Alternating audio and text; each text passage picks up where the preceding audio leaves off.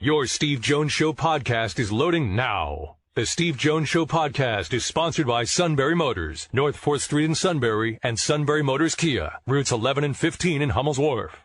Talk about the Eagles now. Bring in Glen Macnow. Glen, how have you been? Steve, I'm doing great. How are you? Doing great. Thanks for asking.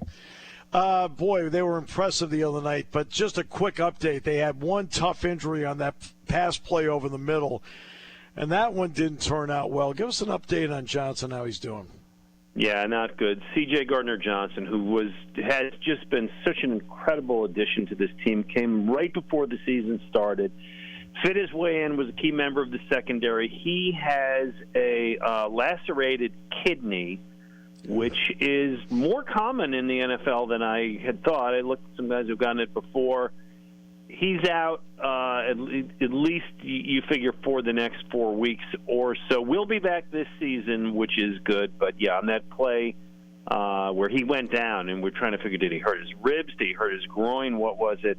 He got a lacerated kidney. Wow, that's tough.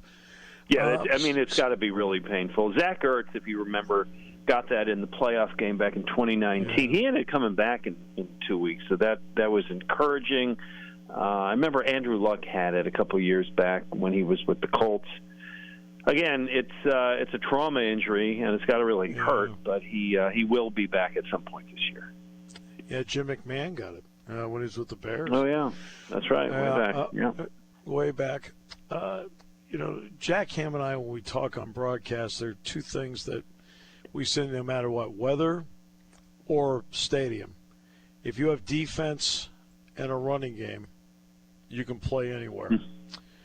Well, the Eagles' running game the other night, what are you seeing between the running backs and the offensive line and the tight ends that it makes this whole thing click? I'm going to lead with the second part of that, which is the offensive line, which has been incredible this year, particularly the right side of the line. Lane Johnson, who has been around for a while, I forget how many years he's been with the Eagles, but he may be having his best season ever. He hasn't given up a sack all year, and he's better on the run than he is against the pass, believe it or not. He's just terrific. Jason Kelsey, who's 34, has just been great at center, blowing people up, earning his way to the Hall of Fame. The Eagles' offensive line has just been absolutely terrific, particularly in the run game. So let's not take anything away from your guy, Miles Sanders, who had a great game the other night. Sanders is on pace for, I think, about 1,300 yards this year. He's averaging 5 yards a carry. He got his 8th rushing touchdown the other night. He's been terrific.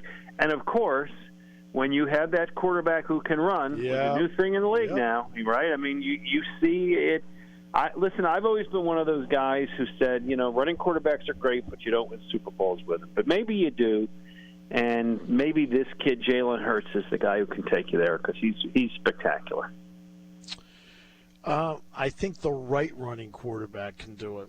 There are more running quarterbacks than ever, but I've always said, look, it's the right guy. And Hurts plays like he's the right guy because when he wants to throw, and he throws enough, he has become accurate. Fair, Glenn? Yeah.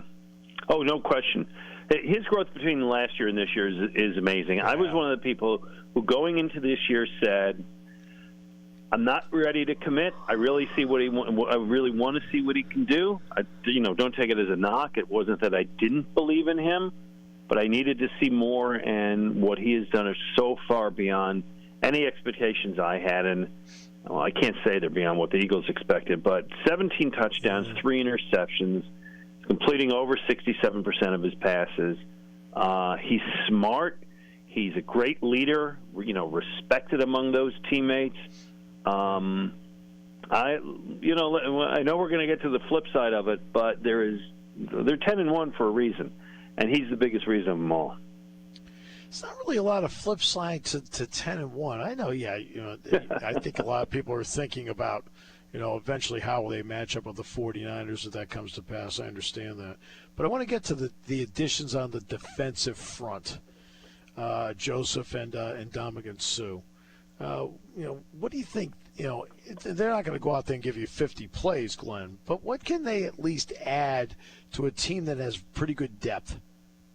Right, and that's why they added him. And you just said it, because the problem before they came in was they were asking Fletcher Cox to play so much. Fletcher Cox played 70 plays against Washington, and he was just spent, and he let it be known that he was spent. He's an older player. You can't ask that of him. You can't ask that out of Javon Hargrave, who is, I think, about to turn 30 any day now. So they had a couple injuries, and they were a little thin in the middle of the defensive line. So adding a guy like Ndamukong Suh and Linval Joseph, who are both real high-caliber veterans, right? They're guys with resumes. And they're guys who weren't playing this year, but it's not exactly like nobody wanted them. Suh was a guy who just didn't find a contract he liked, wasn't offered something by a team he preferred. And so you bring those guys in fresh. You bring in guys who are smart. Suh's won Super Bowl. They know what they're doing, and they really bolstered this team. Again, you don't want them. They were more impactful game one than game two, but if you don't ask them to play more than 20, 25 plays, not only are they going to be good, but so are Cox and Hargrave, Okay, so, you don't. To me, one of the keys down the stretch is like how healthy can you have the same team you had last Thursday, because Gardner Johnson's now out. Can you have the same team last Thursday as you have on January 9th, the Monday after the last game? So that's the biggest concern. Is there anything else that you're seeing right now? You're saying, for the Eagles to be better, they should be a little bit better here. Is there any? Yeah, there is one thing, and I think it's underplayed right now, and it's the kind of thing that can cost you a game, which is their special teams. Other than their field goal kicker is great. He's fine. Elliott's good. Punter's having an okay season, not great, but their special teams are terrible. They gave up 3 long kick returns this past week. And what you saw with Green Bay is even if you kick it 6 yards deep into the end zone, where teams traditionally will down it, they ran it out. And they ran it out to the 50, for God's sakes. Right. The Eagles have had, let me see if I got this right. The Eagles had a field goal attempt block. They've had 2 fake punts run against them. They've had a lot of long returns against them. They've had zero impactful returns this year. And I know nobody returns kickoffs until the Packers ran 3 back deep against them. Their special teams has been a real Achilles heel. They've not allowed it yet to cause them to lose a game. But I don't want to see that playoff game where they're up 5 points and then somebody runs a kickoff for a touchdown. So that's the sticking point. That's the weakness. How much have you looked at Dallas at all? Now they have Prescott back. Have you looked at them at all? I mean, because it's coming up down the road. So what do you think? Oh, yeah. I think I rank the NFC. And you mentioned the other team that worries me a little bit. I rank the NFC. Eagles 1, San Francisco 2. I know they had those early losses, but I think they got it together. I think Garoppolo is really doing a good job for them. Their defense is good. They only scored 13 against. They only scored 13 against New Orleans, which is nothing to be proud of. But they gave up 0. Dallas 3, Minnesota 4. I think Dallas is good, and I'm not gonna as much as I despise the Cowboys, belittle how good they are. I'm going to rely on past as prologue and say I'm looking forward to Dallas and Dallas's coaches doing something stupid in the postseason to allow them to once again lose. How's that? Well, that's certainly an interesting.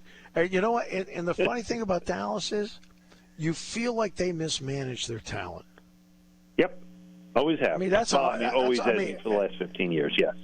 Yeah. I mean, I find it amazing. That's why when you look back at the job Jimmy Johnson did, Jimmy Johnson never mismanaged his talent on any team.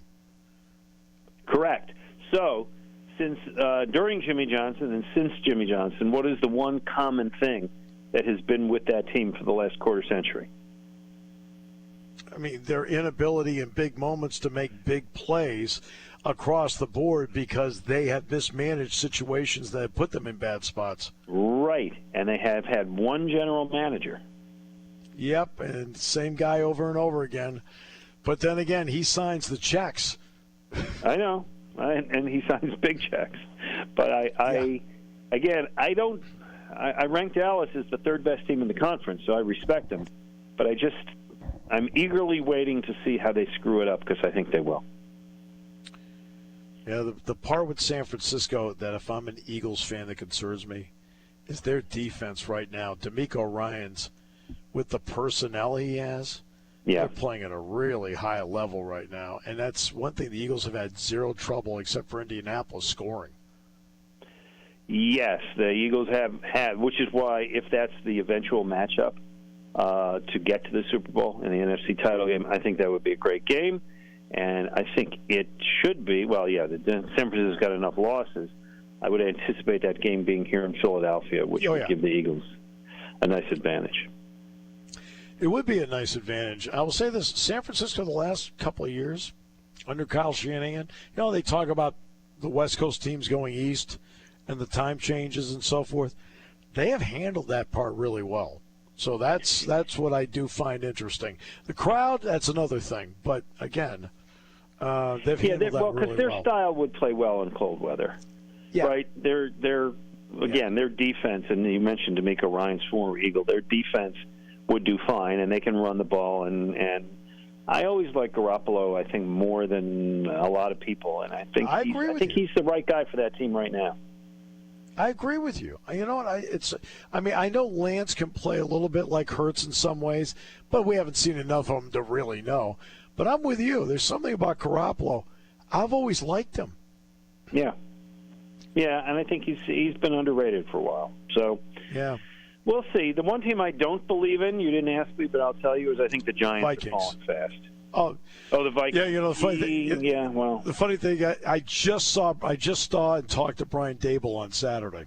So, I respect Brian Dable a lot, and Saquon Barkley, formerly up your way, is having an unbelievable year, and maybe that's enough for them, but I don't think so. They won a lot of early games, close and against not very good teams, and they have I can't quote it to you, but they have a very tough schedule coming up.